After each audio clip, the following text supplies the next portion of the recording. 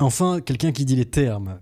Pascal Braud, Desanus, Georges Fenech. Alors j'ose pas imaginer l'odeur à l'intérieur de sa maison. En gros, c'est un magistrat. Et comme il est magistrat, évidemment, il est un peu mou du genou. Et il va le désosser à propos de l'affaire Camélia. Comme vous le savez sûrement, depuis quelques jours, ça fait énormément de bruit, mais elle a été fauchée par un rodéo urbain, par un Kwakubé qui s'amuse à faire des roues arrière, du drift, comme ça arrive souvent. D'ailleurs, on se demande qui met en valeur le rodéo, la backlife. On espère que c'est pas les clips de rap, ni les films financés par le CNC par une certaine femme qu'on a parlé il y a quelques temps sur la chaîne. Bon, en gros, c'est comme d'habitude, refus d'obtempérer, les rodéos, on a l'habitude. Je voulais pas trop en parler parce qu'il y avait juste de la news brute en fait, mais là on a quelque chose d'intéressant, on a un peu de logos, on a Pascal Braud qui désarçonne Georges Fenech et il va rien dire, il peut pas répondre à cette puissance de logos. Enfin quelqu'un qui dit les termes. Allez, on va voir ça. Rick balance le générique.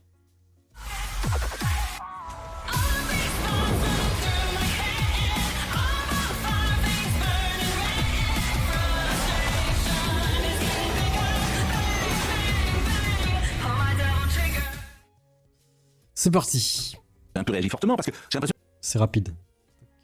que vous voulez vous... C'est juste la notion juridique d'involontaire excuse tout en France. Ah oui, voilà, c'est involontaire, c'est pas de ma faute, j'ai pas fait exprès. Toujours la même chose. Et effectivement, j'ai un peu réagi fortement parce que j'ai l'impression que vous voulez vous refaire une virginité, je ne sais pas sur quel sujet, cher Georges, et vous traitez les autres de populistes ou de complotistes. Ben non. Et je veux dire, c'est 40 ans. En fait, vous pouvez pas en permanence regretter ce qui se passe sur ce terrain et ne pas changer les choses en amont. Et je termine avec ça avant d'être avec notre ami Thomas Hill. Ce qui est très intéressant là-dedans, et ça montre bien la philosophie pénale, et peut-être nous écoute-t-il André Valigny. J'ai appris que c'est en 2007, et c'est André Valigny qui a enlevé comme critère de la détention provisoire le trouble à l'ordre public. Je me demande bien pourquoi. Et Parce que c'est surchargé la prison, ils ont plus de place, ils ont plus de solution en fait.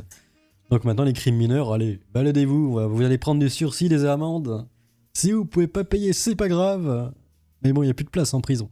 vous voulez l'enlever également en matière criminelle. C'est bien une philosophie pénale, ça. C'est bien une philosophie pénale d'indulgence. Et ben ça fait, et ben vous avez les résultats aujourd'hui. Je suis désolé de vous le dire comme ça. André Valigny, je lui dirai d'ailleurs quand il viendra ici, comme vous, c'est vos philosophies pénales qui effectivement aident la justice depuis 20 ans là où elle est. Et aujourd'hui, ben vous venez nous dire que faut pas, ce que vous nous avez dit dans cette première demi-heure. Ben moi je pense que vous êtes déconnecté du plus grand nombre sur ces sujets-là.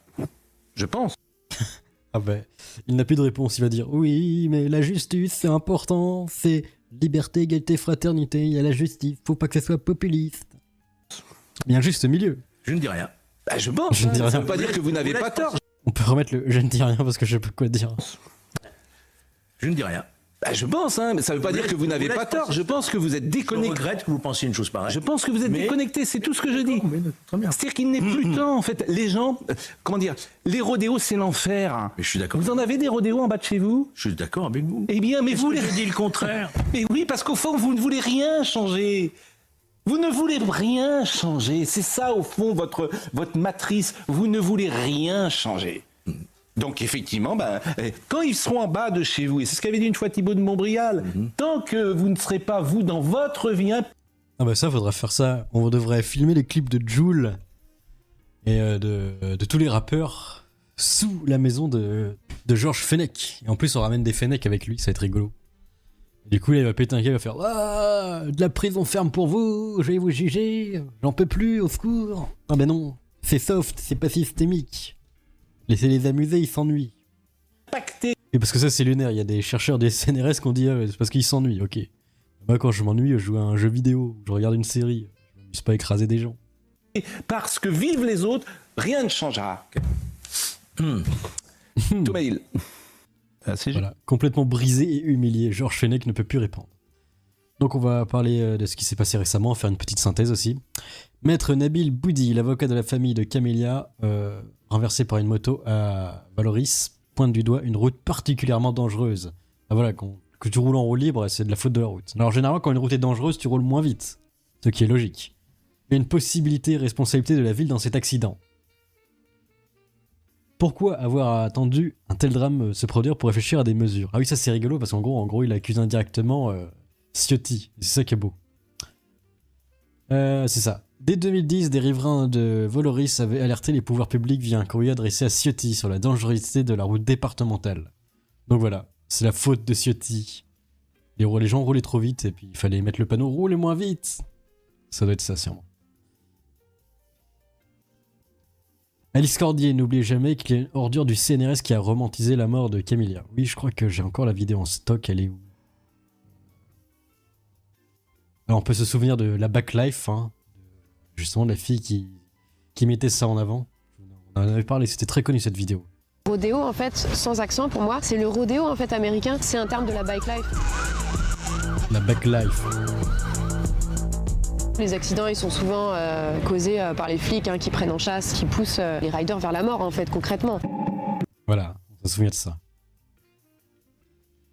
C'est lunaire quand même. En fait, la pratique, elle est criminalisée à mort parce qu'elle est illégale et qu'il y a eu des accidents, mais surtout les accidents, ils sont souvent causés par les flics hein, qui prennent en chasse et qui créent une forme de précarité qui pousse du coup les riders vers la mort en fait, concrètement. Même quand ils sont pas là, les flics, par télépathie, ils tuent les gens. Allez, toi, celui qui fait la backlife, essaye d'écraser cette petite fille par télépathie. Et ça marche. Et c'était ça le plus choc-barre, la fille qui disait « Ah bah c'est parce qu'ils s'ennuient, c'est pour ça qu'ils sont des voyous. Le CNRS en roue libre. » C'est que, en fait, ces jeunes gens qui font des rodéos urbains, ce ne sont pas des voyous. Ce sont des jeunes gens qui, d'ailleurs c'est intéressant l'idée du Covid, qui s'ennuient, qui n'ont pas de distraction. Vous savez, c'est West Side Story, on se retrouve. Tu joues à Valorant, ça coûte 0€. Tu joues à Minecraft, tu peux le trouver facilement dans une rivière. Ça vaut 0 balles aussi. Tu peux apprendre à coder, je sais pas. Tu regardes des vidéos YouTube, tu joues au foot. Il y a plein de trucs hein, de gratuits à faire dans la vie. Je sais pas. On se retrouve dans les bandes, on fait des bêtises, etc. Alors parfois ça a des conséquences épouvantables, et donc c'est clair, mais décider de mettre en prison ou d'être extrêmement répressif à l'égard de ces jeunes gens qui... Tu vois là, on arrive au même raisonnement d'en haut qu'on a vu avec Pascal Bro. Hein, qui disait vous êtes laxiste et elle veut, faut continuer à être laxiste. Hein. 2 ans après, vont se marier, vont trouver du boulot et finalement seront des citoyens comme vous et moi. C'est un peu comme le tag. Comme vous et moi. J'avais une amie très bon chic, bon chant, dont son fils faisait des tags et c'était dangereux parce que finalement, pour lui déjà, je crois qu'il est... Et en même temps, c'était un bon garçon. Maintenant, il est marié, il a des enfants. Attention, il fait des tags, c'est très dangereux. Non, c'est une connerie ça, il y a un tag. Tu fais des tags quand t'es jeune, ok, mais tu tues qui? Regardez, je vais m'empoisonner au tag. Oh, mais non, mais ça n'a aucun sens. C'est où est la logique? Je n'en peux plus. Au secours. Il a un très bon travail.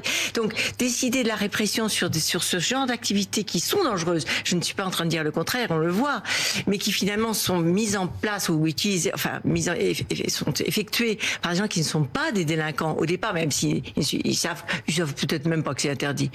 Oui, quand t'as pas commis le crime, t'es pas un délinquant. C'est comme le serial killer, hein, c'était pas un criminel, hein, mais il a tué des gens. Hein. C'est la même chose. Ah bah non, c'était pas un criminel avant, c'est sûr. J'imagine pour certains. Mais enfin, bon. C'est fou quand même. Alors qu'est-ce qu'on a d'autre? Il y avait Raquel Garrido aussi.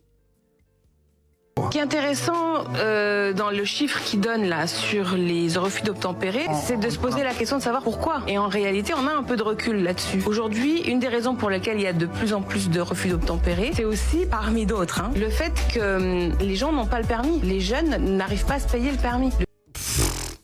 Par contre, t'arrives à te payer la bagnole. Le permis est trop cher. Donc, on roule parce qu'on en a besoin pour aller travailler, on en a besoin pour vivre, mais on n'a pas le permis. Ce qui fait que du coup, tu fais un refus d'obtempérer quand tu te fais griller, et tu risques, au final, tu vas être retrouvé hyper facilement vu que tu sais que t'as la plaque d'immatriculation et t'es foutu en fait. Et ce sera encore pire, tu payeras plus, donc il n'y a aucune logique au final.